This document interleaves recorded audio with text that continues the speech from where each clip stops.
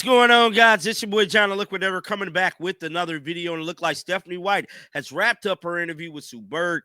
Guys, for this one here, we got to go all the way up to Indy. Let's get it. Let's go.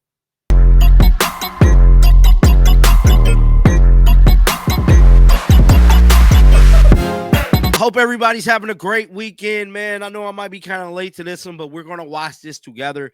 I didn't want to look online to see how the interview went. I didn't want to look at other people's videos, see how the interview went.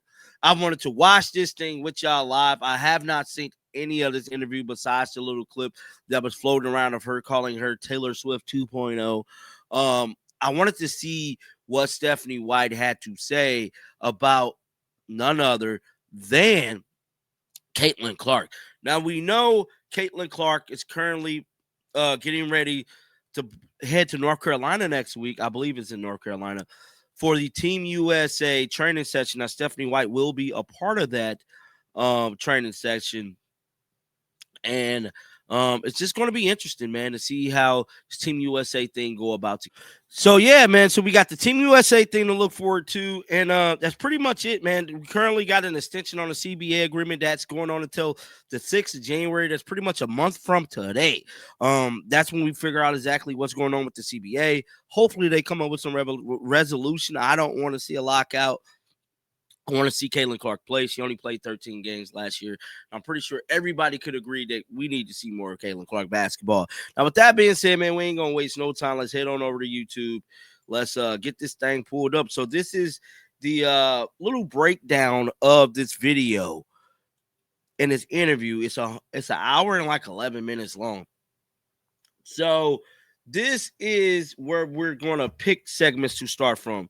So we obviously not going to do the intro. You're obviously not going to do about Stephanie White's career because it really wasn't that good. We're going to do forming a relationship with Caitlin Clark. We're going to start right there, and we're just going to let it roll into probably the end part. Let's go here. It says forming a relationship with Caitlin Clark.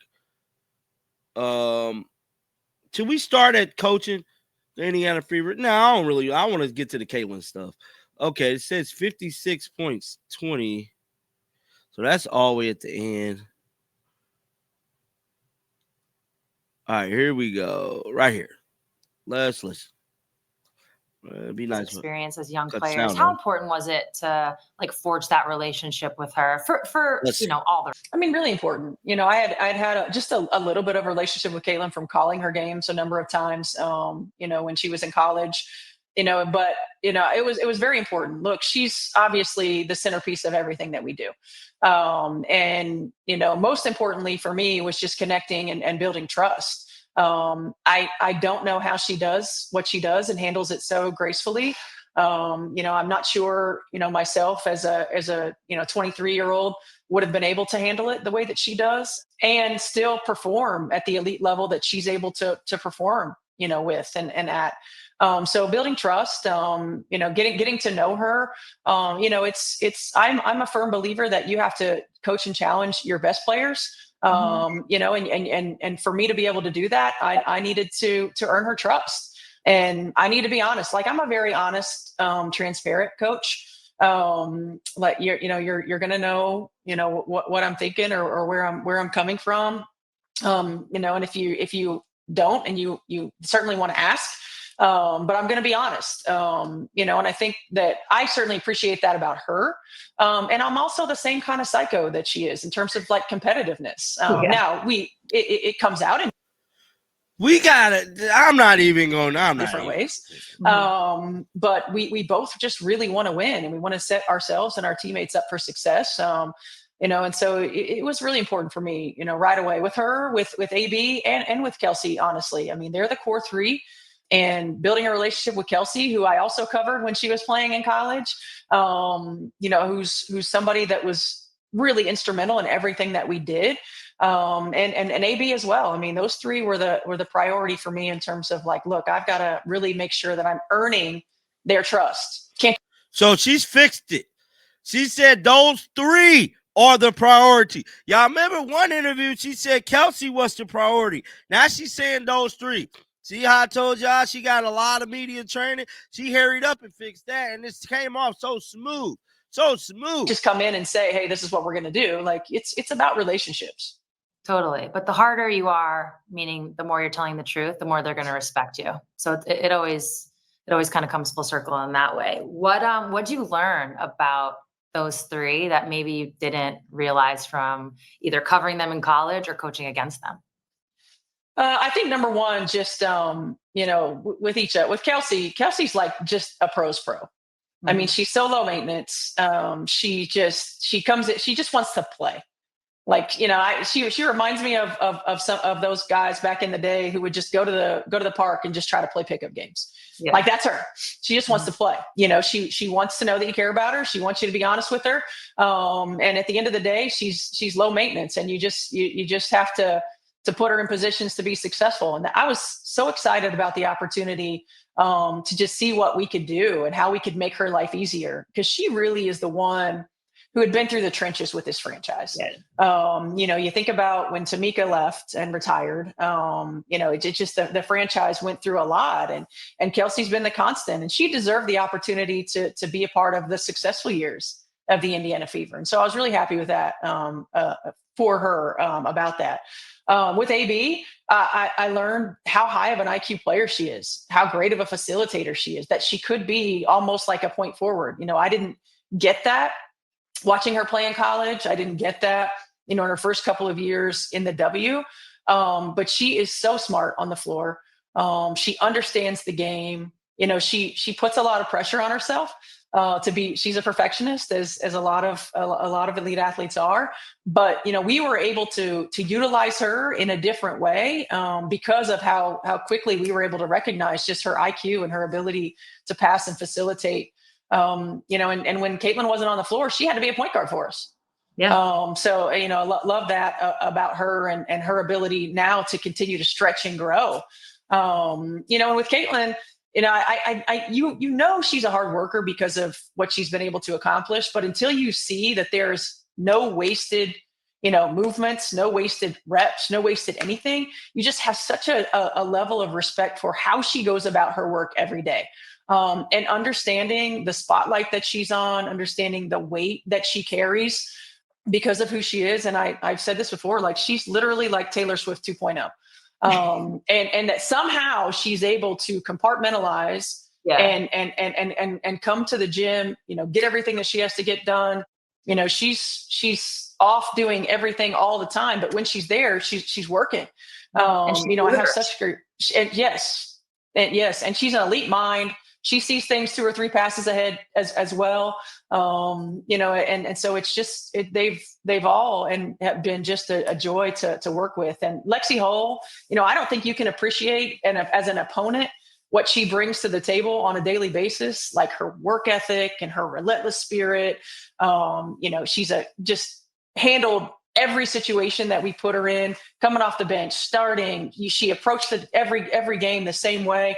I think she's got a lot of upside still, left to go. It was just. So does this mean that Lexi's finna get paid? Because she's heavily praising Lexi Hall. I ain't heard her speak about Sophie Cunningham yet. Now, am I tripping? I'm sitting here listening very, very well. I haven't heard her say nothing about Sophie. Now, she's speaking highly about Lexi. Will Lexi be getting paid? Now, there is some word on the street, because y'all know I be having my ears to them streets on the bricks, is the Indiana Fever front office really wasn't feeling Sophie Cunningham like that. Now, we know Sophie did the thing with Sheldon. Sophie say little stuff online. She got a little podcast, and she monetizing off this whole situation, bro. Which that's what she's supposed to do.